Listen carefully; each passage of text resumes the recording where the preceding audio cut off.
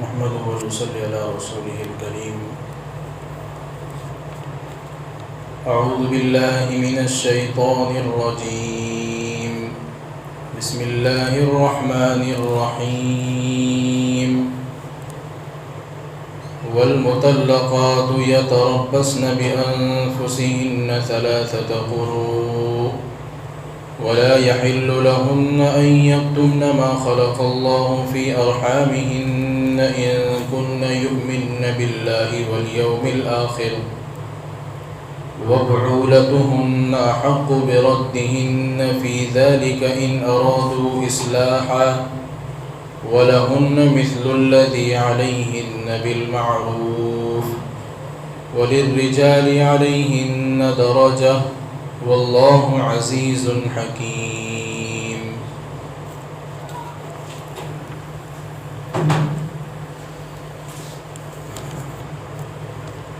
اور جن عورتوں کو طلاق دے دی گئی ہے وہ 3 حیض تک اپنے آپ کو نکاح سے روکے رکھے، اور جو عورتیں اللہ پر اور آخرت کے دین پر ایمان رکھتی ہیں ان کے لیے یہ بات جائز نہیں ہے، درست نہیں ہے، روا نہیں ہے. تینوں ایک ہی لفظ کے ترجمے ہیں. درست نہیں ہے کہ جو کچھ اللہ رب العزت نے ان کے رحم میں پیدا کیا ہے اس کو چھپائے، اور شوہر کو اس بات کا حق ہے کہ عدت کے درمیان عورت کو عورت سے رجوع کر لیوے، بشرطے کہ اس کا ارادہ اصلاح کا ہو، تکلیف دینے کا نہ ہو. اور جس طرح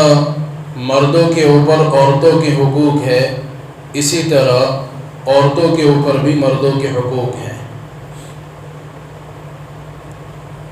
لیکن مردوں کو عورتوں کے اوپر اللہ رب العزت نے ایک درجہ فضیلت دی ہے، اور اللہ رب العزت غالب ہے اور بڑی حکمت والا ہے. الحمدللہ رمضان کے بعد ہماری قرآن کریم کی تفسیر کا سلسلہ شروع ہوا. اللہ رب العزت جب تک ہم زندہ ہیں تب تک اس کو سننے کی اور کہنے والے کو اس کے کہنے کی اور سن کر اور کہہ کر اس پر ہم کو عمل کرنے کی توفیق عطا فرمائیں. اس لیے کہ دین کی کسی بھی مجلس میں بیٹھنے سے پہلے آدمی اپنی نیتوں کو خاص طور پر درست کر لے، اس لیے کہ اعمال کا دار و مدار نیتوں کے اوپر ہی ہوتا ہے. اور دین کی بات کا سننا، قرآن کو سننا، یہ بھی ایک دین کا حصہ ہے، ایک عمل ہے. اس لیے ہم بیٹھیں تو ہماری 2 نیتیں ہوں. ایک نیت یہ ہو کہ اللہ کی رضا کے لیے بیٹھے ہیں، اور دوسری نیت ہو کہ جو باتیں عمل کی آئیں گی انشاءاللہ ہم اس کو اپنی عملی زندگی میں لائیں گے. اس آیت کی تفسیر سے پہلے جن آیات کی تفسیر ہو چکی ہے اس میں طلاق کا تذکرہ چل رہا تھا، اور وہ طلاق جو تھی وہ محدود طلاق تھی کہ اگر کوئی مرد اس بات کی قسم کھا لے کہ میں 4 مہینے تک اپنی بیوی کے پاس نہیں جاؤں گا. گزشتہ آیتوں کے اندر اس کی تفسیر آ چکی ہے. تو ظاہر سی بات ہے طلاق کے بعد عورت کے اوپر عدت کا حکم لاگو ہوتا ہے. اسی کا تذکرہ اللہ رب العزت آگے کی آیتوں کے اندر کر رہے ہیں، اور اس آیت کے اندر جو تلاوت کی اس کا ترجمہ ہوا. اس آیت کے اندر اللہ رب العزت نے بنیادی طور پر 2 باتوں کو بیان کیا ہے. ایک تو اس بات کو بیان کیا ہے کہ جن عورتوں کو طلاق دے دی گئی ہے ان کی عدت کیا ہونی چاہیے، اور اس کے ساتھ کچھ اس کی 2-3 احکام اس کے ساتھ اور بھی ذکر کیے ہیں. اور آیت کے دوسرے حصے میں یعنی آخری حصے میں اللہ رب العزت نے مردوں کے عورتوں کے اوپر، عورتوں کے مردوں کے اوپر حقوق جو ہیں اس کی طرف توجہ دلائی ہے. پہلی یہ جو چیز ہے کہ جن عورتوں کو طلاق دے دی گئی ہے ان کی عدت کیا ہونی چاہیے؟ تو اس میں عورتیں جو ہیں دو طرح کی ہوتی ہیں۔ ایک عورتیں وہ ہوتی ہیں جن کو ہر مہینے مینسز آتے ہیں، حیض آتا ہے اور ماہواری آتی ہے، اور کچھ عورتیں وہ ہوتی ہیں جو یا تو نکاح ہو گیا ہو تو بالغ نہ ہوئی ہو، یا پھر جو ہے کچھ عمر کے بعد ان کو مینسز آنا بند ہو گئے ہوں۔ تو ان دونوں کی عدتوں کے اندر ذرا فرق ہے۔ وہ عورتیں جن کو طلاق دے دی گئی ہے اور ان کی صفات کے اندر یہ بات داخل ہے کہ اس عورت کی اپنے شوہر کے ساتھ خلوت صحیحہ ہوئی ہو، یعنی صحبت ہوئی ہو، اور اس عورت کو ہر مہینے حیض بھی آتا ہو، اور اسی طریقے سے وہ غلام نہ ہو، باندی نہ ہو، آزاد ہو، اس طرح کی کوئی عورت ہے، اور اگر اس کو طلاق پڑ چکی ہے، چاہے ایک طلاق ہو یا دو طلاق ہو یا تین طلاق ہو، تو ایسی عورت کے لیے عدت کا حکم یہ ہے کہ 3 حیض تک وہ اپنے آپ کو روکے رکھیں نکاح سے۔ نکاح سے روکے رکھنے کا مطلب یہ ہے کہ وہ عدت گزاریں۔ عدت کا عمل کیوں رکھا ہے اس کو ہم تھوڑا بعد میں تذکرہ کرتے ہیں۔ اور دوسری عورتیں وہ ہیں جن کو عمر زیادہ ہونے کی وجہ سے جو ہے مینسز نہیں آتے، ماہواری نہیں آتی، تو ان کی عدت 3 مہینے قرار دی گئی ہے۔ جو عام عورتیں ہیں جن کو ماہواری ہر مہینے آتی ہے، چاہے 5 دن آتی ہو، 7 دن آتی ہو، 10 دن آتی ہو، اس لیے کہ ہر ایک کے دن الگ الگ ہوتے ہیں، تو ان کی عدت یہ مقرر کی گئی کہ 3 حیض گزر جائیں تب جا کر ان کی عدت مکمل ہوگی۔ ایک حیض گزر گیا پھر پاکی آئی، دوسرا حیض آیا پھر پاکی آئی، پھر تیسرا حیض آیا اور گزر گیا اور پھر وہ پاکی آئی، تو ان کی عدت ختم۔ اور اس میں تیسری قسم کی عورتیں وہ بھی ہیں جن کو طلاق اس حالت میں دی گئی ہے کہ وہ پہلے سے ہی جو ہے ان کی بچہ دانی میں بچہ ہے، یا جو ہے بچہ ٹھہر گیا ہے، تو ان کی عدت یہ بتائی ہے کہ جب بچہ پیدا ہو جائے گا تو ان کی عدت ختم ہو جائے گی۔ مثال کے طور پر اگر کسی عورت کو اس کے شوہر نے طلاق اس حالت میں دی ہے کہ عورت جو ہے اس کی جو ہے ماہواری کے اندر جو ہے رحم کے اندر بچہ ہے، اور بچے کو 5 مہینے گزر چکے ہیں، اور 5 مہینے کے بعد کچھ مہینے اور باقی ہیں، تو اس کی عدت جو ہے اتنے ہی دن ہے جب تک بچہ پیدا ہو جائے۔ جیسے ہی بچہ پیدا ہو جائے گا اس کی عدت ختم ہو جائے گی۔ یہ شریعت نے بلکہ قرآن کریم نے اس کو جو ہے طے کیا ہے عدت کے معاملے میں۔ اب عدت کیوں ہے؟ عدت کی وجہ کیا ہے؟ تو علماء نے اس کی 2 وجہ لکھی ہے عدت کی، کہ ایک عدت کی وجہ تو یہ ہے کہ اللہ رب العزت نے آگے ہی جو اس کو بیان کر دیا، وَلَا يَحِلُّ لَهُنَّ أَن يَكْتُمْنَ مَا خَلَقَ اللَّهُ فِي أَرْحَامِهِنَّ إِن كُنَّ يُؤْمِنَّ بِاللَّهِ وَالْيَوْمِ الْآخِرِ، کہ اللہ رب العزت عدت سے یہ چاہتے ہیں کہ نسب کی حفاظت کی جائے، کہ اگر عورت کے رحم کے اندر بچہ ٹھہر گیا ہے اور عدت نہ رکھی جائے اور طلاق کے بعد اجازت دے دی جائے کہ تم دوسری شادی کر لو، اور جو ہے صرف عورت کو معلوم ہو کہ میرے پیٹ میں بچہ ہے اور کسی کو معلوم نہ ہو، اور کوئی دوسرے شوہر سے نکاح کر لے، تو یہ معلوم کرنا جو ہے بہت مشکل ہو جائے گا کہ بچہ کس کا ہے۔ اسی لیے اللہ رب العزت نے عدت اسی لیے رکھی ہے تاکہ یہ بات صاف ہو جائے، نسب پتہ چلے کہ بچہ پیدا ہونے کے بعد کس کی طرف منسوب کیا جائے، یہ بچہ کس کا ہے۔ ایک عدت کی وجہ یہ ہے، اسی لیے اللہ رب العزت نے یہاں پر صاف کر دیا کہ طلاق دینے کے بعد اگر عورت کے رحم کے اندر اللہ نے اس کو کچھ پیدا کر دیا ہے تو عورت کے لیے جائز نہیں ہے کہ اس کو چھپائے، بلکہ ظاہر کر دے۔ اور آگے فرمایا کہ یؤمن باللہ والیوم الآخر، اللہ رب العزت سے ڈرایا گیا کہ اگر اللہ پر اس کا ایمان ہے اور آخرت پر اس کا ایمان ہے تو اس کو ظاہر کر دے کہ اس کے پیٹ میں کچھ ہے یا نہیں۔ اسی لیے اللہ رب العزت نے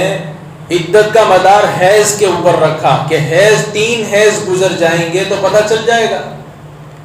ایک حیض گزر جائے گا تو ہو سکتا ہے کہ بھئی جو ہے بیماری کا خون آ رہا ہو، 2 اور 3 گزر جائیں گے تو یہ جو ہے بالکل صاف بات ہو جائے گی کہ عورت کے رحم میں کوئی بچہ نہیں ہے۔ ایک وجہ تو یہ ہے۔ دوسری وجہ اللہ رب العزت نے آگے بیان فرما دی وَبُعُولَتُهُنَّ أَحَقُّ بِرَدِّهِنَّ فِي ذَلِكَ إِنْ أَرَادُوا إِصْلَاحًا۔ دوسری وجہ بیان فرمائی کہ طلاق مرد دے تو دیتا ہے، چاہے جو ہے کہتے ہیں نا کہ بھئی غصے میں دے دی، کچھ ایسی بات بن گئی تھی اس لیے دے دی، کسی وجہ سے بھی طلاق دے دی، لیکن جب مرد کا غصہ ٹھنڈا ہوتا ہے اور جو ہے اس کا دماغ جو ہے سکون پذیر ہوتا ہے، پھر اس کو اس بات کا احساس ہوتا ہے کہ مجھے طلاق نہیں دینی چاہیے تھی۔ یہ اس وقت ہے کہ جب معاملہ 1 اور 2 طلاق کا ہو۔ 3 طلاق کا معاملہ تو جو ہے وہ اسٹیپ کے باری ہے، پھر معاملہ تو پورا ہی ختم ہو گیا، اس کے جو ہے پیچھے ریٹرن گیئر نہیں ہے، وہ پورے گھیر لگ گئے، 4 کے 4، 3 کے 3۔ 1 اور 2 طلاق دی ہیں تو اللہ رب العزت نے عورت کے اوپر عدت کا حکم اس لیے رکھا تاکہ مرد کو سوچنے کا موقع ملے کہ میری عورت کو جو ہے واپس مجھے نکاح میں لینا ہے کہ نہیں لینا۔ میں نکاح میں لاؤں گا تو واپس میری زندگی پہلے کے جو ہے مقابلے میں اچھی چلے گی یا ویسے ہی چلے گی، تو اس کو ایک سوچنے کا موقع دیا گیا ہے۔ اس کو واپس اپنی عورت کو عدت پورا ہونے سے پہلے جو ہے اس کو رجوع کرنے کا، رجعت کا حق دیا گیا ہے کہ اس کو واپس اپنے نکاح میں بلا لیا جائے۔ اور نکاح میں بلانے کے جو ہے مختلف طریقے ہیں، زبان سے کہہ دیا جائے کہ میں تم کو اپنے نکاح میں واپس لیتا ہوں، یا عدت کے دوران ہی جو ہے اس سے صحبت کر لی گئی تو یہ سمجھا جائے گا کہ بھئی تم میرے نکاح میں واپس آ گئی۔ تو یہ دوسری وجہ ہے اللہ رب العزت نے عدت کا حکم اس لیے رکھا ہے تاکہ مرد کو جو ہے اس بات کا جو ہے سوچنے کا موقع ملے کہ میں اپنے نکاح میں اس کو واپس لاؤں کہ نہ لاؤں۔ آگے اللہ رب العزت نے بات صاف کر دی ان ارادوا اصلاحا، کہ رجعت کا حق اگر مردوں کو دیا گیا ہے تو اللہ رب العزت نے شرط رکھی کہ تم اگر اپنی بیوی سے رجوع کر رہے ہو تو اس بات کا خیال رہے کہ تکلیف دینا مقصد نہ ہو بلکہ اصلاح مقصد ہو۔ یہ مقصد ہو کہ ہم واپس اپنی زندگی کو شروع کرنے کے لیے تیار ہیں، اپنے مسائل کو جو ہے سورٹ آؤٹ کرنے کے لیے تیار ہیں اور واپس محبت والی زندگی شروع کریں گے۔ اس لیے رجوع نہ کریں کہ آپ میں بتاؤں گا رجوع کر کے واپس اپنے نکاح میں لے کے کہ میرا غصہ کیا ہوتا ہے، میرا اپنا مزاج کیا ہے، ابھی اس نے میرا مزاج نہیں سمجھا ہے۔ تو رجوع کرنے کے اندر نیت صاف ہونی چاہیے، کوئی گڑبڑ والی نیت نہ ہو، عورت کو تکلیف دینے کی نیت نہ ہو، بلکہ نیت صاف ہو کہ ہم واپس اپنی زندگی شروع کریں گے اور معاملات کو صاف کریں گے اور محبت والی اور آپس میں میل جول والی اور حقوق کی ادائیگی کے ساتھ زندگی گزاریں گے۔ اگر یہ نیت ہے تو وہ رجوع کر لیں، اور اگر دوسری نیت ہے تو ایسے ہی چھوڑ دیں عورت کو، عدت پوری ہو جائے گی تو خود بخود طلاق واقع ہو جائے گی۔ ایک جو ابھی طلاق کی تفصیلات بھی آگے آ رہی ہیں دوسری آیتوں کے اندر، آئندہ تفسیر میں جو ہے بہت تفصیل کے ساتھ طلاق کا معاملہ آئے گا، ابھی جو ہے عدت کا تذکرہ ہے۔ تو یہ عدت دینے کی جو ہے عدت کا حکم دینے کی 2 وجوہات خاص طور پر جو ہے مفسرین نے ذکر کی ہے اور قرآن کریم میں بھی اللہ رب العزت نے اس کی وضاحت کی ہے۔ آیت کی دوسرے ٹکڑے میں اللہ رب العزت نے ایک عجیب و غریب جو ہے چھوٹی سے ٹکڑے میں اللہ رب العزت نے بہت ساری چیزوں کو بیان کر دیا ہے۔ وَلَهُنَّ مِثْلُ الَّذِي عَلَيْهِنَّ بِالْمَعْرُوفِ وَلِلرِّجَالِ عَلَيْهِنَّ دَرَجَةٌ۔ ہمارے معاشرے کے اندر جو ہے اس سے پہلے زمانے جاہلیت میں بھی عورتیں بہت نیچے درجے کی ذات سمجھی جاتی تھی، اس کی کوئی عزت نہیں تھی معاشرے کے اندر، اس کو کچھ نہیں سمجھا جاتا تھا، بلکہ کتابوں میں مفسرین نے لکھا ہے کہ عورت اتنے نچلے کی درجے کی چیز تھی کہ گھر میں جس طرح چیزیں استعمال ہوتی ہیں اور ان چیزوں کو استعمال کر کے پھینک دیا جاتا ہے، وہی درجہ زمانے جاہلیت میں پہلے اسی طرح کا تھا کہ کوئی اس کی عزت نہیں تھی، بلکہ یہاں تک جو ہے لوگوں کا عقیدہ تھا کہ زندہ درغور کرنے پر وہ فخر کرتے تھے کہ میں نے عورت کو جو ہے زندہ زمین کے اندر دفنا دیا، اور خوشی سمجھی جاتی تھی اس بات کے اندر۔ حتیٰ کہ بعض قوموں کا تو یہ مزاج تھا اور یہ خیال اور عقیدہ تھا کہ اگر شوہر مر جاتا تھا تو ساتھ میں بیوی کو جلا کر ختم کر دیا جاتا کہ اس کی کوئی ضرورت نہیں ہے، کوئی عزت نہیں تھی، کوئی شرافت نہیں تھی، ایک دم نچلے درجے کی چیز۔ بلکہ بعض قوموں نے یہاں تک کہہ دیا تھا کہ یہ تو ایک ناپاک اور گندی چیز ہے، ناپاک اور گندی چیز ہے، یہ تو استعمال کے لیے، استعمال کرو اور پھینکو، استعمال کرو اور پھینکو۔ لیکن قربان جائیے رسول اللہ صلی اللہ علیہ وسلم پر اور اسلام پر کہ آپ کے آنے کے بعد جو عورتوں کو عزت دی گئی ہے، ان کا مقام دیا گیا ہے، ان کو مرتبہ دیا گیا ہے، ان کا درجہ دیا گیا ہے، کہ تمام چیزوں سے ان کو نکال کر اللہ رب العزت نے ان کو عزت بخشی ہے، ان کو ایک مقام دیا ہے کہ عورتوں کو کچھ نہیں سمجھا جاتا تھا، اللہ رب العزت نے اسلام کے اندر ان کو میراث کے اندر جو ہے حصہ دیا ہے، کہ جس طرح لڑکوں کو حصہ ملتا ہے، بیٹوں کو حصہ ملتا ہے، تو عورت کو بھی حصہ دیا جائے گا۔ لیکن ہمارے معاشرے میں آج بھی بہت سارے گھرانے اور جو ہے بہت سارے سماجوں کے اندر آج بھی عورتوں کو حصہ نہیں دیتے، جیسے ہم سنتے ہیں کہ بہنوں کو حصہ نہیں دیا جاتا، تو آج بھی جو ہے اس طرح کے معاملات چل رہے ہیں۔ تو علماء نے جو ہے اس پر بڑی تفصیل کے ساتھ گفتگو کی ہے کہ عورتوں اور مردوں کے حقوق کے تعلق سے، تو اس کی تفصیل یہی ہے کہ اللہ رب العزت نے اور قرآن کریم نے اللہ کے نبی علیہ الصلوۃ والسلام کے آنے کے بعد عورتوں کو جو ہے بڑی عزت سے بخشا گیا اور بڑی شرف دی گئی۔ بلکہ آیت کی اس حصے کے اندر ہی آپ غور کر لیں، وَلَهُنَّ مِثْلُ الَّذِي عَلَيْهِنَّ بِالْمَعْرُوفِ، کہ سب سے پہلے اللہ رب العزت نے عورتوں کا یہاں پر تذکرہ فرمایا کہ جس طرح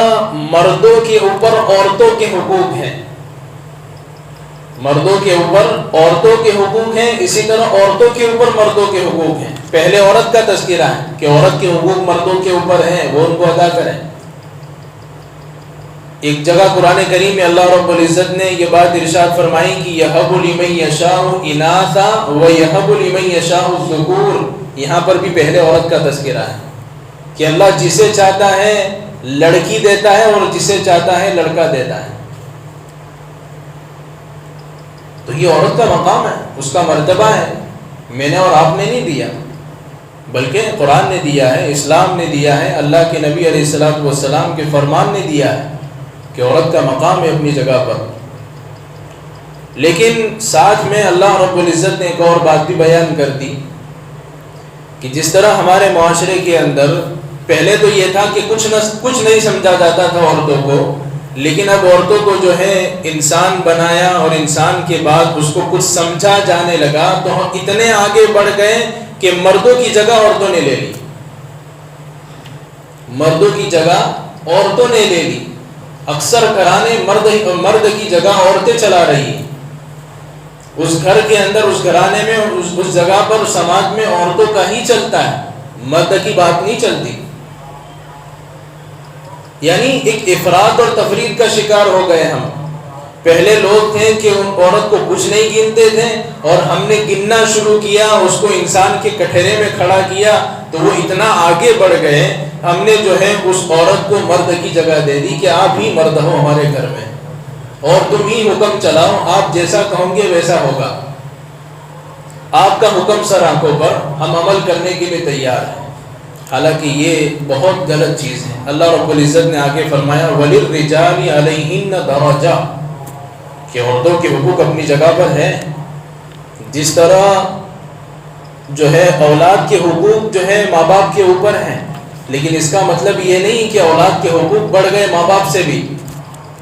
ماں باپ ان کے اوپر بڑے ہیں۔ جس طرح ایک شاگرد اور استاد ہوتے ہیں، تو استاذ کا جو ہے شاگرد کے اوپر حق ہوتا ہے، اور شاگرد کا استاذ کے اوپر حق ہوتا ہے، لیکن استاذ کا حق جو ہے شاگرد پر زیادہ ہوتا ہے۔ تو اللہ رب العزت آگے یہی بیان فرماتے وَلِلرِّجَالِ عَلَيْهِنَّ دَرَجَةٌ، اللہ رب العزت نے مردوں کو عورتوں کے اوپر ایک درجہ اور ایک اسٹیپ فضیلت زیادہ دی ہے۔ کس چیز کے اندر فضیلت زیادہ دی ہے؟ کہ دنیاوی معاملات کے اندر، کہ مال کے اعتبار سے عورت کو اللہ رب العزت نے برابر کا حصہ دیا ہے، کہ جس طرح ہم اپنے مال میں جہاں چاہے خرچ کرتے ہیں تو عورت کو جہاں چاہے خرچ کرنے کا حکم ہے، برابر سرابر کا معاملہ۔ جس طرح ہم جب اپنے لیے عزت چاہتے ہیں، شرافت چاہتے ہیں، اکرام چاہتے ہیں، تو عورت بھی عزت چاہتی ہے، شرافت چاہتی ہے، اس کو بھی عزت دی جائے۔ لیکن کچھ معاملات جو ہیں شریعت کے اندر ایسے رکھے گئے کہ جہاں پر مردوں کو، عورتوں کو نہیں بلکہ مردوں کو آگے کیا گیا۔ مردوں کو اللہ رب العزت نے حق دیا ہے، جیسے طلاق کا حق مردوں کو دیا ہے۔ کیوں دیا ہے؟ اس کی وجہ کیا ہے؟ اس کی وجہ یہی ہے کہ اگر طلاق کا حق مردوں کو دینے کے بجائے اگر عورتوں کو دیا جاتا، تو جس طرح آج ہم سنتے ہیں مہینوں میں، 2 مہینوں میں طلاق کے واقعات، تو اگر عورت کو دیا جاتا طلاق کا حق تو روزانہ ہر گھر کے اندر طلاق ہوتی، اس لیے کہ عورت جذباتی ہوتی ہے، وہ فوراً جو ہے کچھ نہ کچھ اپنی زبان سے نکال لیتی ہے، اور کتنے ہی مرد بیچارے طلاق کی وجہ سے ایسے ہی پھر رہے ہوتے ہیں۔ اسی لیے اللہ رب العزت نے طلاق کی اتھارٹی اپنے پاس رکھی ہے، مردوں کو دی ہے کہ مرد طلاق دے، عورت کے ذمہ نہیں رکھا۔ آپ دیکھیں اسلام کے اندر جہاں گواہ کے معاملے میں بات آتی ہے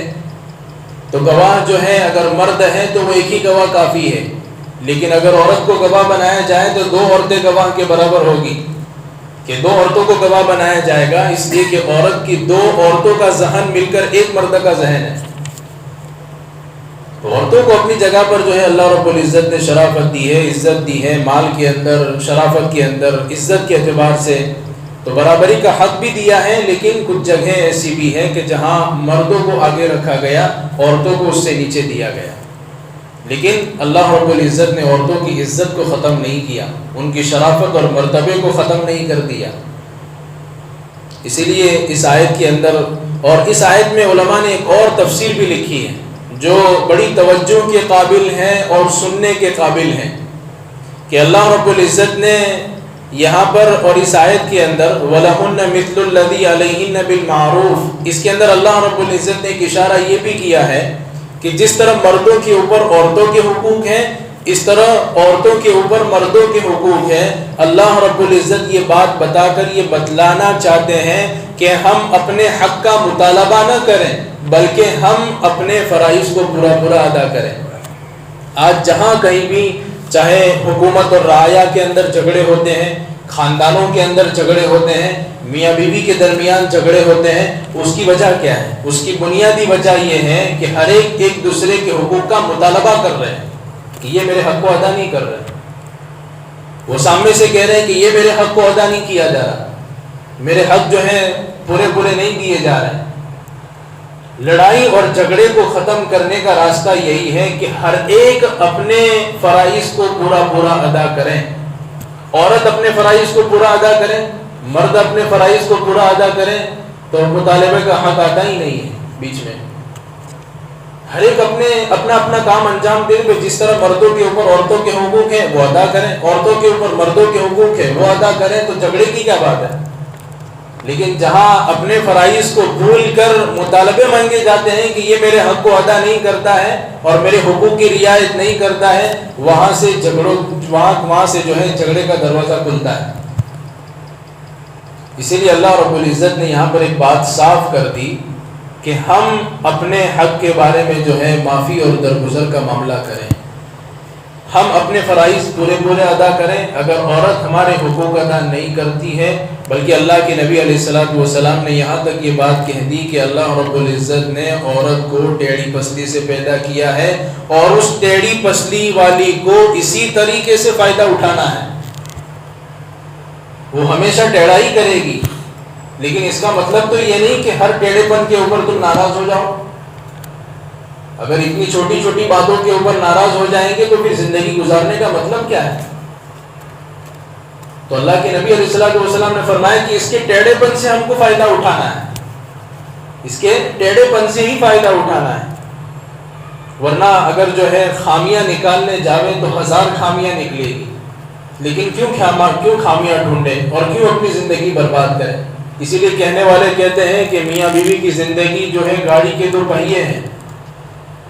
ایک نہیں چلتا تو اس کو اٹھا کر کوئی پھینک نہیں دیتا، بلکہ اس کی ریپیئرنگ کرتا ہے، اس کے اندر آئل ڈالتا ہے، جو کرنا ہے وہ کرتا ہے اور پھر واپس اپنا گاڑا چلاتا ہے، لیکن اٹھا کر پھینک نہیں دیتا ہے۔ تو یہ گاڑی کے 2 پہیے ہیں، اس کو جو ہے ساتھ لے کر ہی چلنا پڑے گا، تھوڑا سا برداشت کرنا پڑے گا۔ بلکہ جو ذمہ دار قسم کے آدمی ہوتے ہیں، جن کو اللہ نے اتھارٹی دی ہوتی ہے، ان کے اندر برداشت کا اور صبر کا مادہ زیادہ ہونا چاہیے، تحمل کا مادہ زیادہ ہونا چاہیے۔ جس طرح ایک غلام ہے اور ایک آقا ہے، سیٹ اور غلام ہے، تو سیٹ کو اس بات کا حکم ہے کہ وہ صبر اور برداشت کا معاملہ اپنے اندر زیادہ رکھے جو ہے غلام کے مقابلے میں، کیونکہ وہ تو اپنے ماتحت ہیں، ان سے غلطیاں ہوں گی، ان سے چوک ہوگی، ان سے گناہ ہوں گے، لیکن ہر گناہ کے اوپر پکڑ کرنا، ہر غلطی کے اوپر پکڑ کرنا، کبھی کبھار درگزر بھی کرے، کبھی کبھار معاف بھی کرے۔ اس لیے جہاں کہیں بھی جو ہے چھوٹی چھوٹی باتوں کے اوپر اور غلطیوں کے اوپر پکڑا جاتا ہے تو معاملہ آگے زیادہ دیر تک نہیں چلتا، اور جہاں درگزر کے معاملے رکھے جاتے ہیں کہ چلو چھوڑو، جانے دو، معاف کرتے ہیں، درگزر کرو، معاف کرو، کوئی کچھ بات نہ کہو اس بات پر، تو اس کی زندگی چل رہی ہوتی ہے، وہ میاں بیوی کی زندگی آہستہ آہستہ چل رہی ہوتی ہے۔ لیکن جہاں جو ہے پکڑ تکڑ شروع ہو گئی، چھوٹی چھوٹی باتوں کے اوپر ٹوکنا، چھوٹی چھوٹی باتوں کے اوپر جو ہے لڑائی جھگڑے کرنا، وہ زندگی جو ہے زیادہ دیر تک نہیں چلتی ہے، وہ جو ہے لائف جو ہے زیادہ دیر تک نہیں چلتی ہے، پھر جو ہے اس کا اینڈ ہی جو ہے ختم کا معاملہ ہوتا ہے۔ تو اللہ رب العزت نے یہاں پر بات کو صاف کر دیا کہ ہر ایک اپنے مطالبے کو نہ مانگے، بلکہ اپنے فرائض پورے ادا کریں، اور مردوں کو اللہ رب العزت نے عورتوں کے اوپر 1 درجہ فضیلت دی ہے۔ اور علماء نے یہاں پر یہ بات بھی نقل کی ہے کہ ایسا ہرگز نہیں ہو سکتا ہے کہ ہر ایک جو ہے مرد عورتوں سے آگے ہی ہو، بلکہ آخرت کے مقابلے میں اللہ رب العزت نے معاملہ الگ رکھا ہے، کہ ہو سکتا ہے کہ آخرت کے معاملے میں اور اعمال اور ایمان کے درجے میں بہت ساری عورتیں مردوں سے بھی آگے بڑھ جائیں، مردوں سے بھی آگے بڑھ جائیں، عبادت کے معاملے میں، ایمان کے معاملے میں، اعمال کے معاملے میں، بلکہ دنیاوی جو ہے چیزوں کے اندر اللہ رب العزت نے جو ہے مردوں کا مقام اور مرتبہ عورتوں سے کچھ بڑھایا ہے۔ اور کیوں بڑھایا ہے؟ واللہ عزیز الحکیم، اللہ رب العزت جو ہے غالب ہے اور حکمت والے ہیں۔ اللہ رب العزت ہی حکمتوں کو جانتا ہے کہ اللہ رب العزت نے مردوں کا جو ہے مرتبہ عورتوں سے کیوں بڑھایا ہے۔ اور قرآن کریم میں اللہ رب العزت نے دوسری جگہ بھی یہ بات ارشاد فرمائی ہے کہ الرجال قوامون علی النساء، کہ ہم نے مردوں کو عورتوں کے اوپر حاکم بنایا ہے۔ اور لیکن حاکم کا مطلب وہ حاکم نہیں جو کرسی پر بیٹھ کر اپنے حکم چلاتا ہے، وہ حاکم مراد نہیں ہے۔ یہاں پر حکم کا مطلب یہ ہے کہ کچھ چیزیں ایسی ہیں جہاں مردوں کی ہی چلے گی، وہاں عورت نہیں چلے گی، ہاں ان سے رائے لی جائے گی، ان کی بات سنی جائے گی۔ ایک مرتبہ اللہ کے نبی علیہ السلام کی خدمت میں آپ کی ہی بیوی ام المومنین ام سلمہ رضی اللہ تعالیٰ عنہ آئی، اور انہوں نے شکایت کی کہ یا نبی اللہ، قرآن کریم میں جہاں کہیں بھی ایمان والوں کا تذکرہ آتا ہے تو اللہ رب العزت مردوں کے نام کے ساتھ تذکرہ کرتے ہیں، عورتوں کا نام بہت کم مرتبہ لیا ہے۔ سوال اٹھتا ہے تو فوراً جبرائیل امین جو ہے سورہ احزاب کی آیت لے کر نازل ہوئے، اور جو ہے ان المسلمین والمسلمات والمؤمنین والمؤمنات والقانتین والقانتات، وہاں پر مردوں کا بھی ذکر کیا گیا، عورتوں کا بھی ذکر کیا کہ مسلمان مرد اور مسلمان عورتیں، پھر مومن مرد مومن عورتیں، فرما بردار مرد فرما بردار عورتیں، روزہ رکھنے والی مرد روزہ رکھنے والی عورتیں، صدقہ دینے والے مرد صدقہ دینے والی عورتیں۔ تو جہاں اللہ رب العزت نے ان کو جو ہے مقام اور مرتبہ دیا ہے تو اس طرح بھی دیا ہے اعمال کے اعتبار سے، اور جہاں اللہ رب العزت نے مردوں کو جو ہے آگے کیا ہے تو عورتوں کو ان کے نیچے درجے پر رکھا ہے۔ تو معاملات جو ہیں بہت سارے الگ الگ ہیں۔ اللہ رب العزت ہم کو صحیح بات سمجھنے کی توفیق عطا فرمائیں، اور عورتوں کا عزت اور مقام جو ہے پہچاننے کی بھی ہم کو توفیق عطا فرمائیں۔